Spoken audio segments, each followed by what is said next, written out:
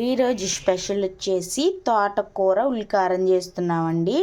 ముందుగా ఒక కట్ట తోటకూర తీసుకున్నాను అనమాట. ఆ కట్టని శుభ్రంగా ఇదిగో ఇలా చిన్న చిన్నగా పీసెస్లా కట్ చేశాను అనమాట. చూసారా ఎంత సన్నగా కట్ చేశానో. ఇలా ఎంత సన్నగా కట్ చేసుకుంటే మనకి కర్రీ అనేది అంత బాగుండిద్దండి ఉల్లికారం. ఇప్పుడు దీన్ని నేను వచ్చేసి ఎప్పుడైనా ఆకుకూరలు కడగాలంటే ఇలా చిల్లులు గిన్నె తీసుకుంటాను అనమాట. ఈ చిల్లుల గిన్నెలో ఈ ఆకుకూరను అంతా ముందుగా ఇలా వేసేస్తాను.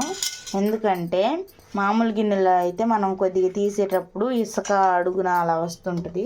అదే చిల్లుల గిన్నెలో అయితే మనం వాటర్ పోస్తూ ఉంటే వాటర్ కిందకి వెళ్ళిపోతాయి. ఇసుక ఏదన్నా మట్టి ఇసుక ఏదన్నా ఉంటే కిందకి వెళ్ళిపోతుంది అనమాట. అడుగు ఏం ఉండదన్నమాట చిల్లుల గిన్నెలో ఉండేసి. ఇప్పుడు దీన్ని శుభ్రంగా కడుక్కుందాం వాటర్ పోసి. చూస్తున్నారా ఇలా శుభ్రంగా ఇలా అనేస్తే మనకి చక్కగా వాష్ అయిపోతుంది అన్నమాట. ఇప్పుడు దాన్ని అంతా చక్కగా పిండి ఇది ఇలా ఒక ప్లేట్లో పెట్టేసుకొని ఇప్పుడు ఉల్లికారానికి ప్రిపేర్ చేసుకుందామండి. ఉల్లికారం ఎలా ప్రిపేర్ చేసుకోవాలో చూసేద్దాం. Let's go. ముందుగా నా ఛానల్ని ఎవరైనా సబ్స్క్రైబ్ చేయనట్లయితే, మొదటిసారి చూస్తున్నట్లయితే సబ్స్క్రైబ్ చేయండి friends. Please subscribe my channel, like and share చేయండి. మీరు చాలా బాగా నాకు సపోర్ట్ ఇస్తున్నారండి చాలామంది. సో ఇప్పుడు మనం ఉల్లికారానికి ప్రిపేర్ చేసుకుందాం పదండి. చూస్తున్నారా ఎంత బాగుందో. మనకి ఆకుకూరలు ఎంత హెల్దీ అండి. Let's go. ఇలా నేను వచ్చేసి చిన్న ఉల్లిపాయలు తీసుకున్నానండి. చిన్నవి కాబట్టి 2 వేస్తున్నాను. పెద్దవి అయితే ఒక ఉల్లిపాయ సరిపోతుంది. నేను వచ్చేసి ఒక కట్టకు కాబట్టి చిన్నవి కాబట్టి 2 తీసుకుంటున్నాను. మీరు క్వాంటిటీని బట్టి చూసుకోండి. ఇది తోటకూర ఎక్కువైతే ఆనియన్స్ కూడా ఎక్కువ పడతాయి. నేను ఒక కట్టకి చిన్నవి కాబట్టి 2, పెద్దవైతే ఒక కట్టకి 1 అయితే సరిపోతుంది. సో వీటిని సన్నగా ముక్కలు కట్ చేసుకుందాం.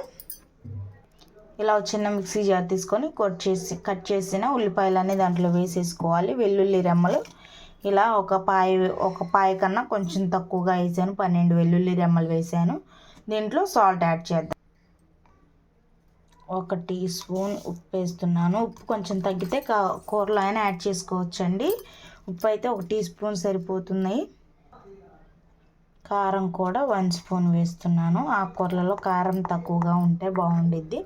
మీకు ఇంట్లో వాళ్ళకి తగ్గట్టుగా రుచికి సరిపడా వేసుకోవచ్చు. నేను 1 టీ స్పూను కారం, 1 టీ స్పూన్ సాల్ట్ వేసాను. ఇప్పుడు దీన్ని గ్రైండ్ చేసుకుందాం పదండి. చూస్తున్నారు ఫ్రెండ్స్, ఇలా కచ్చాపచ్చా గ్రైండ్ చేసుకోవాలి. ఇప్పుడు పోపు వేసేద్దాం. Let's go. పోపు వేసే ముందు ఇలా 2 టమాటాలు సన్నగా కట్ చేసుకోవాలి. ముందు చెక్కు తీసేసి. చూస్తున్నారు ఫ్రెండ్స్, ఇలా ముక్కలు కట్ చేసుకున్నాం కదా. ఇప్పుడు మందంగా ఉండేది చూసుకోండి. ఒక ప్యాన్ మందంగా ఉండే దాంట్లో ఒక 4 టేబుల్ స్పూన్లు ఆయిల్ వేసాను. ఆయిల్ మనకి బాగా హీట్ ఎక్కినట్టు కనిపిస్తుంది కదండి. ఇప్పుడు దీంట్లో పోపు గింజలు వేసాను. ఇందులో 2 ఎండుమిరపకాయలని ఇలా తుంపి వేసాను. కొద్దిగా జీలకర్ర, ఆవాలు ఇలా మొత్తం మిక్స్ చేసుకోవాలన్నమాట. దీంట్లో పోపు దినుసులు వేసుకోవటం ఇష్టం లేని వాళ్ళు ఓన్లీ ఎండుమిరపకాయ, కొద్దిగా జీలకర్ర మటుకు కంపల్సరీ అండి ఇలా వేసుకోవాలన్నమాట. అవి కొంచెం ఫ్రై అవనివ్వాలి. కొద్దిగా లైట్గా కలుపుకుందాం మాడిపోకుండా. ఇలా లైట్ గోల్డెన్ బ్రౌన్ కలర్లోకి రాగానే వెంటనే మనం కట్ చేసుకుని టమాటోస్ వేసేసి.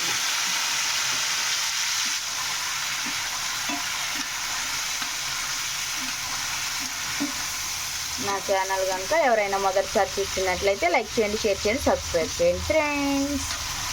చూస్తున్నారా ఇది కొంచెం మగ్గనిద్దాం. ఇది కొంచెం మగ్గేటప్పుడే ఎల్జీ ఇంగువ తీసుకున్నాను. మీరు ఏ బ్రాండ్ అయినా తీసుకోవచ్చు. నేను వచ్చేసి ఎల్జీ ఇంగువ ఒక పించ్ వేసాను.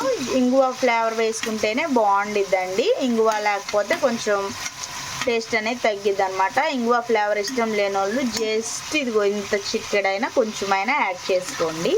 ఇంగువ ఉంటేనే నేను చేసే కర్రీ అనేది బాగా పర్ఫెక్ట్గా వస్తుంది. వీడియో అనేది ఎక్కడ స్కిప్ చేయకుండా చూడండి. ఎందుకంటే నేను ఏ టైంలో ఏమేమి వేస్తున్నాను, ఎలా చేస్తున్నాను మీకు అర్థం కాదు కాబట్టి ఎక్కడ స్కిప్ చేయకుండా చూడండి. వీడియో లెందీగా అనిపిస్తే స్పీడ్లో పెట్టుకొని చూడొచ్చండి, ఎక్కడ స్కిప్ మట్టుకు చేయొద్దు. ఇవి కొంచెం మగ్గాలి. మనకి టమాటో మగ్గిపోయింది. మనం ముందుగా పేస్ట్ చేసి పెట్టుకున్నాం కదా ఉల్లికారం, అదంతా వేసి ఇది ఇలా స్మాష్ చేస్తూ మొత్తం మిక్స్ అయ్యే విధంగా కలుపుకోవాలి.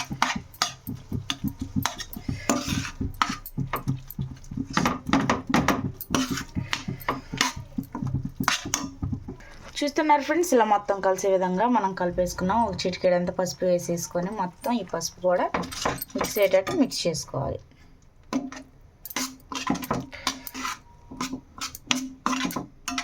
చూస్తుంటే చాలా కలర్ఫుల్గా ఉంది కదా.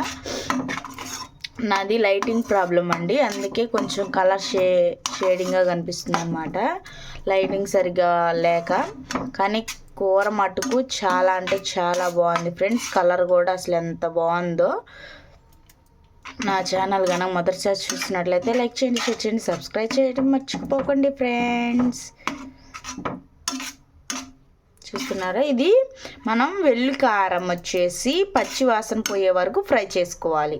మనకి ఇలా ఉడికేటప్పుడే కొద్దిగా మంచి కరివేపాకు, బాగా ఫ్రెష్ కరివేపాకు వేసుకున్నట్లయితే మనకు వచ్చేసి ఫ్లేవర్ అనేది ఈ గ్రేవీకి పడుతుంది అనమాట, నెక్స్ట్ కర్రీకి పడుతుంది, టేస్ట్ బాగుంటుంది అనమాట. ఇలా వేయటం వల్ల పోపులో కన్నా ఇలా వేసి చూడండి. సో అడుగు ఇదిగో ఇలా అంటుకోకుండా మధ్య మధ్యలో ఇది ఇలా మిక్స్ చేస్తూ ఉండండి.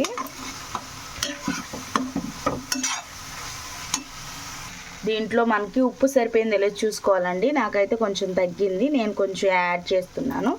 మీకు సరిపోతే మటుకు అవసరం లేదండి, ఎందుకంటే ఉప్పు ఒక్కసారి ముందే వేసుకుంటే ఉప్పు కసింగా ఉంటే మనం తినలేవండి. తగ్గితే ఇలా అడ్జస్ట్ చేసుకోవచ్చు అనమాట.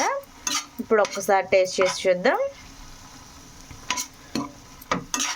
బాగుందండి, కరెక్ట్గా సరిపోయింది. ఇప్పుడు ఆకుకూర వేసినా మనకి ఉప్పు అనేది సరిపోతుంది.